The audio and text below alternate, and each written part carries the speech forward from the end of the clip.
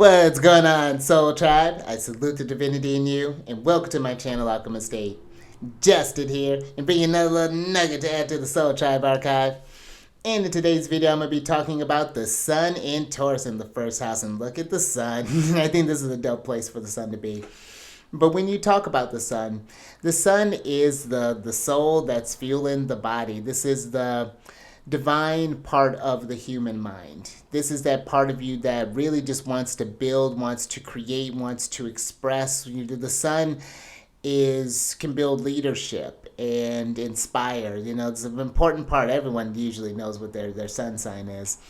And then when you get to Taurus, Taurus is ruled by Venus, and they're the fixed earth sign, receptive in nature. And I find that Taurus being one of the earth signs is really great in the material. I think that they, especially with the patience and tenacity that Taurus has, they can be just great builders of, especially with that Venusian touch of beauty, of art, I'd like to liken them to even like the farmers as well, one who cultivates resources, that knows how to work with the natural cycles of things, and knows how to put in that time and will show up each day to do that stuff. I really enjoy Taurus energy. It's very grounded. And then you talk about the first house. This was known in ancient astrology as the horoscopus, or the hour marker, but this is the ascendant. And this is where your rising sign is. That's another name for the ascendant. And that point's a little more specific. That's going to depend on what time you were born. It's going to determine the degree of the ascendant. But the first house, the topics that it involves are one with just the body. This is the thing that's like where the sun is the soul. This is the house of the soul. This can cover your temperament, your speech. This could be about your appearance, your vitality. This is the beginning of all actions with this house, your identity with this first house here. So when you're thinking about this placement here, a couple of things. One, you're going to want to look to see where you'd be a Taurus rising by whole sign. That's a pretty easy one. But you're going to want to look to see where Venus is at. And Venus is always going to be within 48 degrees of the sun, so she'll be close by. That makes that pretty easy there. But she's going to be in charge of this first house and of your sixth house as well. And then the sun is going to be in charge of your fourth house, that house of home, of your parents, and that's family. And those themes will flow to this first house here. But a couple things that I would talk with maybe about a person who had this placement is how they're feeling. Do they feel like they are expressing that light well? Because one thing I like about the sun and the ascendant being in the same house is that there allows more of an ease to express oneself. You may notice that you take on those sort of Taurian themes, possibly. Maybe there is, and this is with all the fixed signs, but maybe there is a bit of being set in one's ways or moving. I find Taurus energy is moving at a different pace. They're going with the earth there. And I find that would be very important. Just, going at your own pace, surrounding yourself with very Venusian type of things, allowing yourself a place to create and grow things. And whether this could be remember, it's the beginning of all actions, this first house. So whatever it is that you want to start. But I think anything in that Venusian flair would be beneficial, whether this maybe you're doing something with housing, maybe you do build furniture, maybe you make art, maybe you do carpentry, maybe you're doing,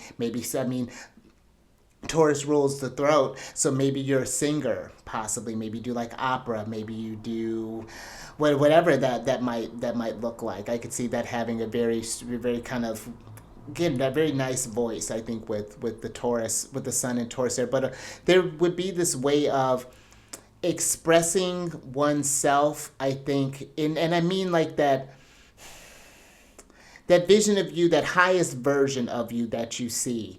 I think whatever that is, putting in that time, keep having that perseverance, that Taurus, that patience, you will achieve that. And I think it's something that will materialize. It'll be something that you'll be recognized for, because that, again, that sun can bring leadership and even recognition and things like that. So that's not something to, in how, whatever scope that might be looking like for you. This graphic design. I'm just throwing out some generic things to, just to spur the idea. But you definitely would need the rest of the chart to know what's going on here. But what else? I think making sure, if you're not sure about what you like, who you are, what you want to build, having those moments, maybe going on. I would even think some sort of, like, again, getting out in nature to find yourself. I think that could be something, if you ever find yourself lost or disconnected from that source light, that sunlight. If the mind, if that source and the body aren't feeling connected, having those modes where you can rejuvenate those sort of things. Listen to some nice relaxing music, maybe some ohms, maybe some mantras, something very calming. I find that Taurus is one that I picture just like the ox grazing in the pastures. It's tending to the land. It's keeping the land fertilized. It's pounding the ground. There's a lot going on there that those would be just, I could talk about that for a while, but those would be just some general things that I would talk about as someone with this placement here. I'm even thinking of, with that home space kind of flowing to the first house. I would think, how was your ideas and things, how were they nurtured? Were you allowed that self-expression? Are there any sort of tensions there? But I can also see this as maybe, building your own family. And again, that could be maybe building your own house and whatever that looks like. But if you have this placement or know someone who's working with this placement, down in the description box below, or in the description box, in the comment section, leave a comment, talk about how you've been working with this placement.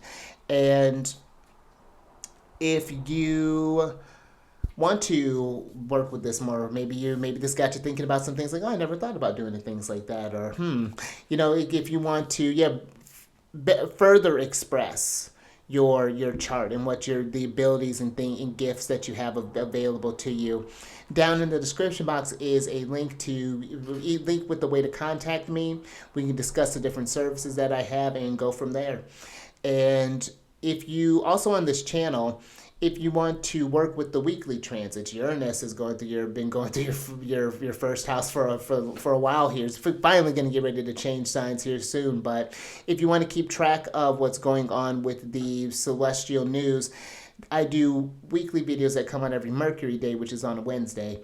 And that's available to you. And also, if you want to sync up with the moon, because Taurus and the moon have a nice connection. This is where the moon's exalted, and get out underneath the moon. Oh man, that's another thing to think about with this placement, because again, this is where the moon is exalted in. So she loves being in Taurus. So that would be, having a connection with the moon would be, I think, really important be very beneficial for a Taurus rise, for Sun in Taurus and Taurus rising. So yeah, that's, if you want to sync up with her a bit more, there's a link for my other channel, the Charity and Friends, where I release videos every time the moon changes signs, and it talks about what phase she's in and when she's going void of course. So that's available for you as well. But that's all I got for you. So until next time, keep raising that vibration through the roof.